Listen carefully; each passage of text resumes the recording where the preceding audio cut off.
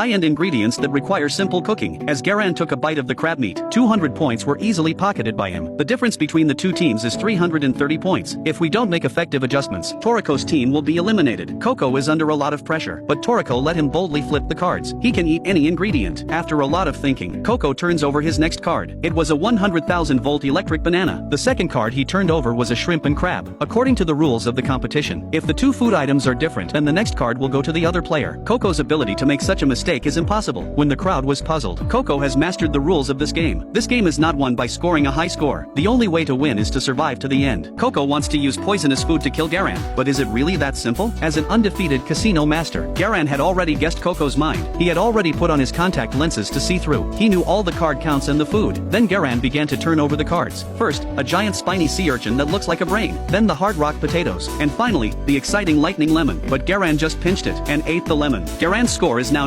930 points, and Toriko's team is still at 310. But that's not the worst of it. Coco has turned over two different cards. They're not going to be able to sit still for long, but Garan wouldn't let that stop him. He turned over 40 points for spider ants, a 20-cent bubble abalone and a 200-cent golden prawn. After eating all these ingredients, Garan's score was 1,190 points. The huge difference in score makes Garan think he's won. It's Coco's turn to fight back. On his first card, he flips over a 30-point turtle crab. Toriko goes in for a 17-punch combo. The crab wanted to go home to his mommy. 2 minutes later, a plate of delicious crab meat is brought to the table. Toriko ate it all in no time. He only scored a miserable 30 points. Now there are only 10 cards left on the table. Unless a miracle happens to even the score, Coco continues to turn over his cards. It's a poisonous potato. It's all over now. This potato is more toxic than a blowfish whale. An ordinary person will die instantly if he smells it. Coco's face is heavy. For the sake of Toriko's life, he chose cherry bomb number 10. This cherry is not to be eaten. At the slightest disturbance, it will cause a violent explosion. It's as powerful as a nuclear weapon. Since Coco has turned over two wrong cards in a row, the flop is now in Garan's hands. This time, he turned over a 250-point Devil's Panda, but in order to save his energy, Garan's second card was blue cheese. I don't need to tell you how it smells. Anyone who smells it will die on the spot. Coco's hand is back on the board. The total number of cards in the field is only 360 points. Coco has no choice. Without hesitation, he flips over two devil pandas. According to the rules of the game, as long as he takes one of the devil's aces, he can trade for the highest scoring card in his opponent's hand. Will Toriko be able to defeat this horrible monster?